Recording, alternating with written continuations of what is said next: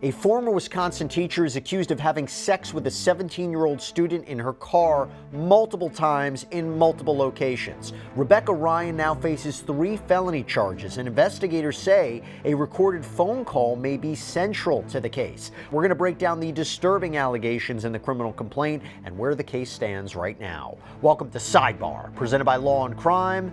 I'm Jesse Weber. Hey everybody, this is another Law&Crime legal alert. If you received Depo-Provera birth control shots and were later diagnosed with a brain or spinal tumor called meningioma, you may be eligible for a lawsuit. That's right, Morgan & Morgan is investigating claims that patients weren't properly warned about this risk. It's free to check, just takes a few minutes, and you don't pay unless they win. So scan the QR code on screen, click the link below, or go to forthepeople.com/LCDepo to see if you qualify.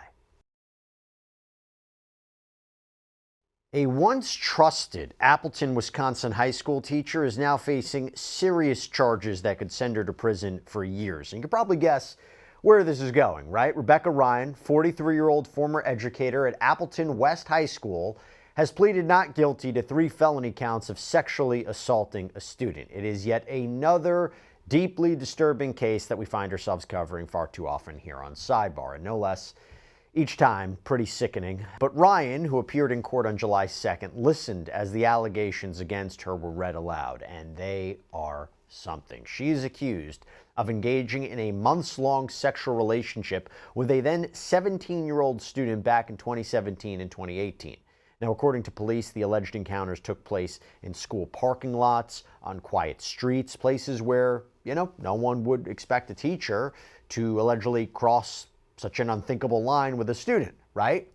Well, the case centers on the account of a now 25-year-old alleged victim who came forward for the first time this year. And he told investigators that Ryan, his teacher at the time, first had sex with him in the overflow parking lot of Appleton West High School. Other encounters allegedly followed, including near West Winnebago Street, which is just a 10-minute drive from the school, beside train tracks, and in a parking lot near a tobacco shop. Pretty wild, to say the least. And eventually, police confronted Ryan about the alleged relationship, and her apparent reaction? Telling. According to the criminal complaint that was obtained by Law&Crime, she became visibly agitated when questioned about what reportedly happened in the school parking lot, muttering to herself before abruptly stating, "I did not sleep with him." Then came a phone call, one that was supposed to bring closure, but instead became a key piece of evidence in this case. There is a lot more to the story. We're going to walk through everything that was in the complaint, that phone call too. But first, let me bring in criminal defense attorney and former prosecutor Kathleen Bogenschutz. Kathleen, good to see you. Thanks for coming back here on Sidebar. Thanks for having me. From a legal point of view, from a legal standpoint, what are the challenges that prosecutors face when trying a case based on events from several years ago, like from 2017, 2018, maybe when you have a victim who's 17 years old at the time, 25 now? What are, just from you put your prosecutor's hat on, some of the concerns that you might have? Yeah, I mean, it's a lack of physical evidence. It's a lack of potentially phone records or any other kind of contact that was happening between the two of them that might corroborate what he's saying. That being said, it sounds like what we have here instead of that is what we would call a controlled phone call. And that's where law enforcement assists the victim in making a phone call to the alleged perpetrator. And you kind of figure out what he's going to say. And sometimes you don't get a full confession, like making up every single element of the crime. I am so sorry that on May 5th of 2018 that I had sex with you while you were 17 years old. But you might have statements that are highly inconsistent with innocence. And that is very helpful to prosecutors. It's really not unusual to have these kinds of delayed reports in sex crimes cases. A lot of times victims are screwing up their confidence. In my state, in Florida, you can even do a Jane Doe rape kit and not even have your name associated with it, just to preserve the evidence at or near the time of the incident, and then decide later if you want to go forward on it, just to try to give you that extra cushioning.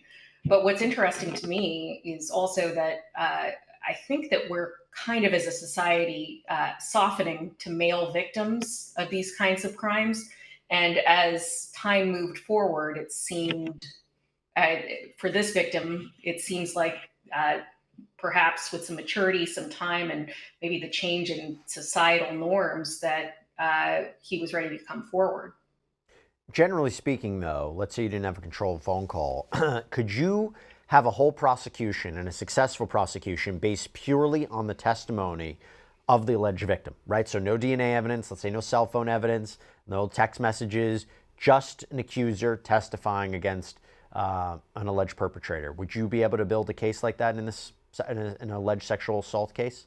Yes, and I have. I actually I went and looked it up prior to this case to make sure he was still in prison, and he is. If the jury believes the victim and you make up the elements of the offense, you can go forward with just the victim's word for evidence. That being said, it is certainly incredibly helpful to have even the barest amount of corroborating evidence, which is where this controlled phone call comes in. Well, I've really never seen one that's a full confession that makes up every element of the crime, because that's not the way people talk. But there are some damning things that can be said on those. For example, apologizing for something. And I can't imagine what one of my high school teachers would need to apologize to me for when I was 25, unless there was something like this going on in the background. So there's also the fact that, potentially a defense attorney could try to spin something if it was an apology and it's not clear what the apology was for. It's something known as a felicitous, like felicity, a felicitous apology, where you, and I've said this previously, and it's a really sexist way to explain things, but my husband comes home, I'm using myself as the example just so I don't insult anybody else. But my husband comes home, I'm crying. He just starts apologizing because he wants me to stop. And yeah, that's kind of the argument. Now, granted, that's not something that happens in our house, but that's kind of the argument that a defense attorney would make, that like, this unhinged kid is making accusations against me on the telephone. And I think I'm just going to apologize so that this doesn't go any further someplace crazier. So I've found that those arguments don't really make it that far, but it's potentially, we don't know what the contents of this call are, but it's potentially a really good argument that could be used when there's no other evidence. No, it's the argument that you got to make when that's maybe the evidence that's being, used to confront against you. So let's return to the complaint. Let's break it down step by step, okay? So the now 25-year-old victim came forward in March of 2025, told the responding officer plainly and directly, quote, on or about September 1st, 2017 through on or about January 1st, 2018, when he was still 17 years old, he had sexual intercourse on multiple occasions with Rebecca Ryan, who was one of his teachers at the time and was employed at Appleton West High School as a teacher. According to the complaint, the victim said these encounters happened multiple times, but he could only specifically recall a few, which may suggest there were other incidents that were not fully detailed in this report. However, the alleged victim, referred to as Victim 1, identified 3 specific instances that he clearly remembered. Victim 1 indicated that he had sexual intercourse with his teacher, Rebecca Ryan, on several occasions and in various locations, but specifically remembered that the first time was in a vehicle in the overflow parking lot of Appleton West High School, located in the city of Appleton, Outagamie County, Wisconsin. Victim 1 indicated that next time they had sexual intercourse was in a vehicle as they were parked between the train tracks and a building in the area of West Winnebago Street in the city of Appleton, Outagamie County, Wisconsin. Victim 1 indicated that the last time they had sexual intercourse before he turned 18 was in a vehicle in a parking lot near a tobacco outlet near West 2nd Street in the city of Appleton, Outagamie County, Wisconsin. After hearing the details, Sergeant Brandon Schnezzi, apologize if I mispronounced the last name here, of the Appleton Police Department arranged to meet with Victim 1 in person on April 15th, 2025. During that meeting, they initiated what's known as a one-party consent call to Rebecca Ryan, and we're going to talk more about that. If you have a few encounters here, right, first of all, in open spaces like this, it's always interesting. On one hand, you're allegedly doing it in the open. I mean, you're not even hiding it. On the other, there are only select places you can go where you wouldn't be caught. So a part of this, the location, I find to be very, very interesting in these kinds of cases, or the alleged locations. Well, the first thing that comes to mind for me is if you want to find some place to be alone during the day where nobody's going to come across you, ask an older high schooler. They generally know what areas their town are have heavy foot traffic, whether it's just engaging in silly kid stuff like underage drinking, maybe a little bit of marijuana, something that potentially is not super harmful, or something like this. It would kind of, that checks out for me, that high schoolers might know exactly where you could go. Let me ask you this. If you have somebody who's recounting only a few encounters, right, and they remember those, they don't remember the others, does that make them more credible? Because the other way of looking at it is if they really wanted to accuse somebody, they would just, I don't know, make things up or just say, I'll tell you 20 different times.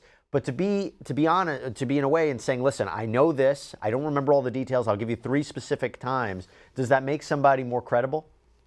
To me, yes. I think we'll find out if a jury finds that similarly credible. But what we can notice about the specific instances that you mentioned is there's really specific places there as to where these things occurred. So it's possible that's what his memory is tied to. Those are really specific places between the train track and it seems like those are just really salient memories that stand out. And that if there were other places where it happened numerous occasions as opposed to just the once, it could also be the fact that he was worried about getting caught, and that's why it's kind of burned into his brain as well. Memory is a funny thing. I certainly don't remember every single time I drove my kid to daycare, but she's been there every day this month, so How would a defense attorney challenge the reliability of this? And by the way, how does a defense attorney cross-examine an alleged victim in a way that doesn't turn the jury off? So you have to strike at their credibility, you have to strike at their reliability, you have to strike at their recollection of these alleged events, but in a sensitive way, no? Or do you look at it, hey, you're falsely accusing my client of sexual assault, I have to go on the offensive? So one of the ways to look at this is to look at what the law is in Wisconsin. And I looked it up before coming on here. This would technically be a misdemeanor for the fact that she was a teacher. So the fact that she is a teacher turns it into a felony. So we're talking about prison time, we're talking about registration, we're talking about all of these really onerous things she would carry with her for the rest of her life. I would imagine that, and plus, we're not talking about an 18-year-old anymore, a 17-year-old anymore. We're talking about a 5-year-old. Most states will allow the defense attorney to depose the victim, and that's a really good opportunity for me as a defense attorney to kind of take their temperature. And a lot of times, I've also got a video interview of the victim making these statements previously, so I've got a better idea of personality types, how they interact with people. And to try to determine what's the most effective way to come across. I've also found that, I hate to put it this way, but if you are a female attorney, it is a lot easier to question a female victim and not look like a bully. Because there's the power balance seems a little bit closer there. And it's easier for a man who's just generally larger, maybe louder, to kind of seem like he's bullying her. In this scenario, you've got a 25-year-old man. So this is one I would need to go in and kind of take his temperature to try to figure out what kind of tact I would want to take. I would also be interested to see if the state is even going to be pursuing sex offender registration, because he was so close. I mean, it would have, but for the fact she was a teacher, it would have been a misdemeanor. So it's possible this ends up in a plea that doesn't designate her as a sex offender, but certainly revokes that teaching license and keeps her away from kids that are underage for the rest of her life. By the way, the law is interesting on this, right? So, and I'll get to this phone call in a minute. But there are statutes on the books in different states where obviously, any adult having sexual relations with a minor is a crime. It's a crime under various statutes. But sometimes, if there is if you have the victim who is of age, who's not a minor, they built into certain statutes just the relationship between a teacher and a student could be a crime, right? Right. For example, Ohio, I believe the age of consent in Ohio, it's either 16 or 17. In most other states, somebody who's a 17-year-old who's attending high school would be considered a minor. But in Ohio, there's the extra oomph of if you're a person in a position of authority. And it's that special relationship between the two. Florida calls it familial or custodial authority. So a teacher has custody of these kids during the day would be able to be charged with a higher degree of crime. Or somebody of age, we actually passed a statute a couple years previous that even 18-year-olds, most kids will turn 18 at some point during their senior year of high school. Even 18-year-olds, once they turn 18, that's not fair game, essentially. So we go back to the phone call. Under Wisconsin's, what we believe is one-party consent law, there's a specific statute here, 968.31. Only one person involved in a conversation needs to agree to its recording. In this case, since victim one was participating in the call, it could be recorded legally without Ryan's knowledge. So the call was placed, and what followed became a crucial piece of evidence here. So keep in mind, this is now a 25-year-old man calling his former teacher about events that allegedly occurred more than 6 years earlier. But according to the criminal complaint, here's how that conversation went. Quote, Rebecca answered the phone and confirmed it was Mrs. Ryan. Victim one introduced himself and began explaining the reason for his call. Now, at first, she seems confused, possibly caught off guard. The complaint reads, Rebecca apologized and asked who it was that was calling her. Victim one stated his name, and Rebecca laughed and said, okay. Now, victim one then went on to tell her about his life now and why he was calling her. The complaint reads, victim one said he had 2 kids, a daughter and son, and was getting older. He expressed the need to talk to her about some of the things on his mind and asked her if she'd have time to speak with him.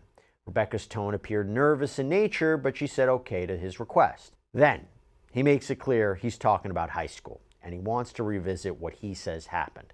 The complaint reads, quote, he specified with Rebecca that he wished to talk about things that took place while he was in high school. Victim one asked Rebecca if she'd be willing to talk about that. Rebecca replied with fragmented verbiage, I guess it depends on what, I don't know, He asked her if she could remember what had started everything. He elaborated and said, like us having sex and stuff. Rebecca replied with a nervous laugh and asked, no. Victim one asked her if she could remember anything or knew why. Rebecca replied with, hold on a second. Victim one remained on the line for another 3 minutes and 30 seconds without a response from Rebecca. He subsequently ended the call. Victim one tried to call Rebecca back. However, he had been sent to her voicemail. Now, the sergeant here then went to Ryan's home to confront her about the alleged sexual contact. According to the report, Ryan asked her to see images that she had shared with victim one on Snapchat, this photo messaging app. And now we go back to what I mentioned at the very start of this episode, when the sergeant directly asked her if she had sexual contact with victim one. This is specifically referencing the incident in that overflow parking lot. This was her response, quote, Rebecca mumbled to herself, overflow lot, near Appleton West. Rebecca indicated she did not remember being in the overflow lot with victim one. Sergeant Schnez reports that he looked over at Rebecca and observed that she was breathing with shallow breaths. Shortly thereafter, Rebecca placed her head in her hands and said, I did not sleep with victim. Kathleen, okay. So first, where do you want to start? You want to start with the fact that apparently it's a one-party consent recording state, so he'd be permitted to do this, and what do you make of what she allegedly said on the call?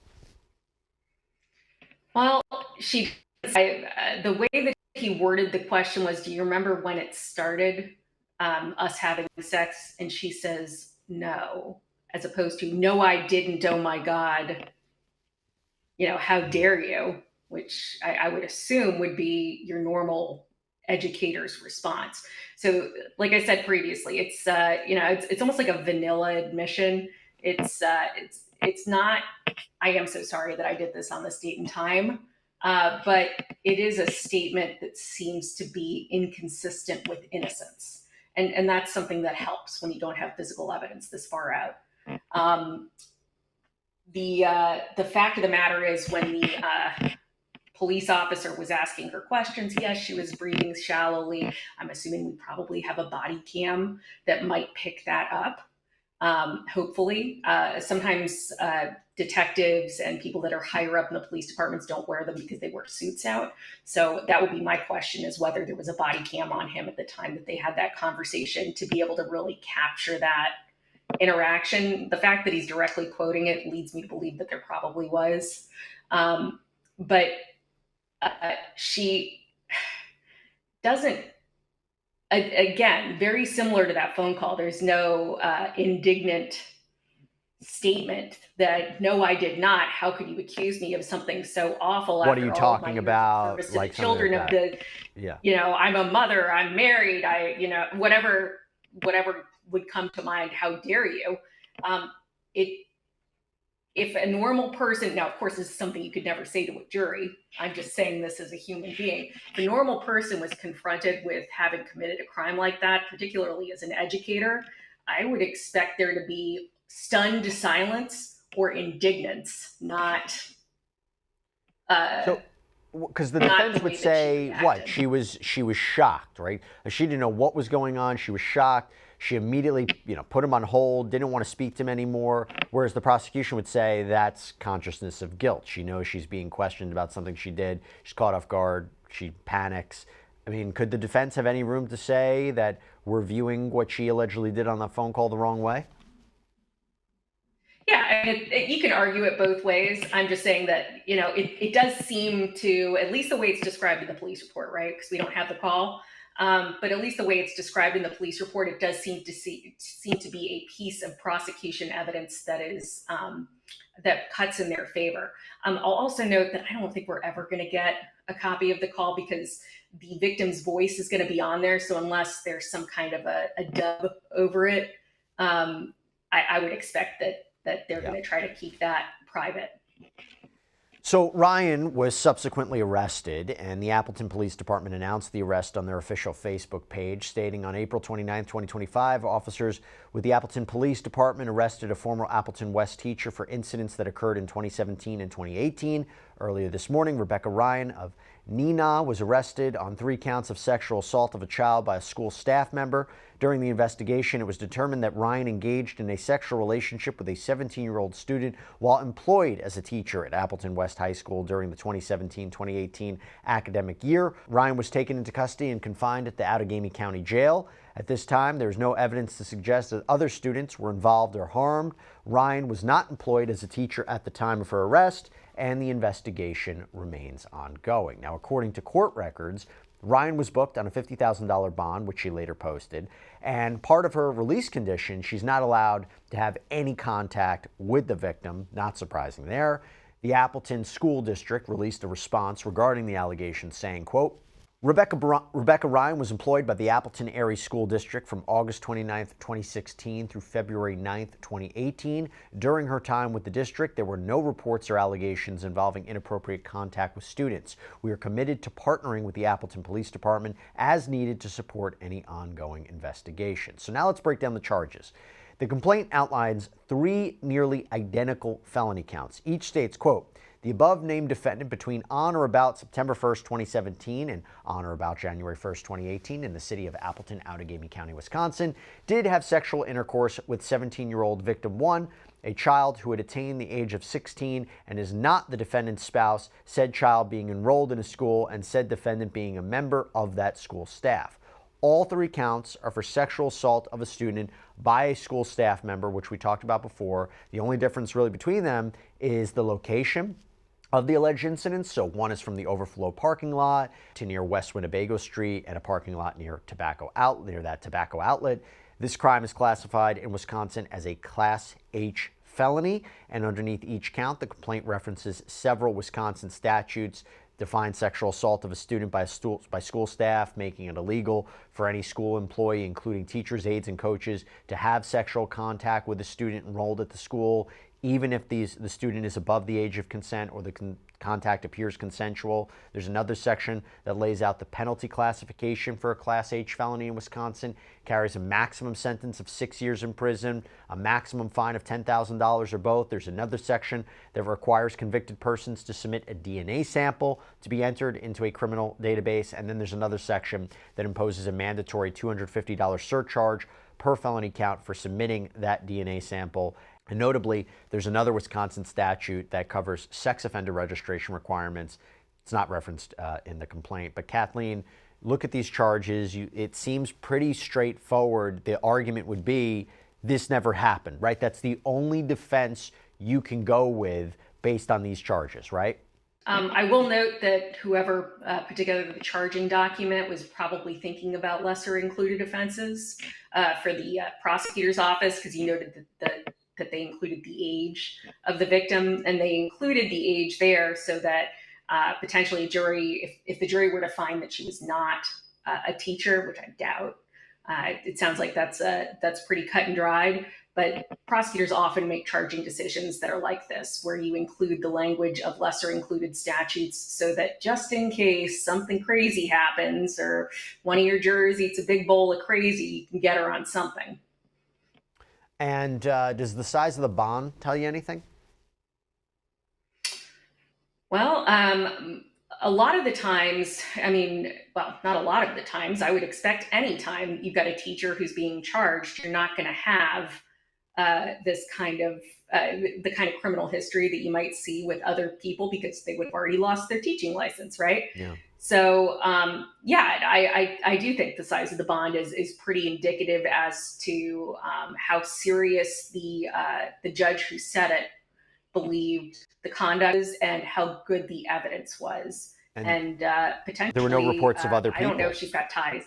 Right. Yeah, there were no reports of other alleged victims too. Okay, real quick before I let you go, I want to catch up on when things are happening today, according to her case docket. So after making her initial court appearance in May, first, apparently she chose to waive her right to a preliminary hearing. She posted bond on May 5th. Her legal team filed a motion to modify that bond, and that request was discussed at Ryan's arraignment on July 2nd, according to reporting from NBC 26. Her attorney passionately argued for the bond to be reduced from $50,000 to $5,000, portraying Ryan as a devoted mother, framing the case as a he said, she said situation. Prosecutors pushed back, stating there was no reason to lower the bond since nothing significant had changed since her arrest to justify it. And ultimately, the judge here denied the motion, kept the bond intact, ensured Ryan remains under strict supervision. She's barred from contacting the victim, prohibited from being alone with any minors other than her own children. Kathleen, are you surprised, A, she waived her right to a preliminary hearing, and B, there's been no movement on the bond, no change in the bond? It's pretty common to waive your right to a preliminary hearing if a counsel that's been hired, at least in my state. I can't speak to the practice in Wisconsin, but so that's not unusual at all. But when it comes to the bond, I really don't. I mean, $50,000 is actually a fairly reasonable bond, in my opinion, considering the seriousness of the charges. And I would also venture to guess that, look, her picture's been out there. She's this is probably the biggest news Appleton, Wisconsin's had in a while. It was certainly the most salacious news Appleton, Wisconsin's had in a while. It's a relatively small town, Midwest type city. And I would also venture that they're worried about a flight risk. I don't know what her ties are to the area, or what her ties are potentially to other countries where she might be able to abscond, but that's always a consideration in one of these cases, especially if, it's not one of these cases where it's a faceless, nameless crime. Her picture is out there. We're covering her on Law&Crime. There's probably going to be 100,000 views of this video in and of itself. And, it's difficult to purge yourself of that taint. Yep, and the consequences that she faces, quite severe, as we talked about. So yep. Another case, unfortunately, very similar allegations. Kathleen Bogenschutz, thank you so much for taking the time. Appreciate it. Thanks for having me. And that's all we have for you right now here on Sidebar, everybody. Thank you so much for joining us. And as always, please subscribe on YouTube, Apple Podcasts, Spotify, wherever you should get your podcasts. I'm Jesse Weber. I'll speak to you next time.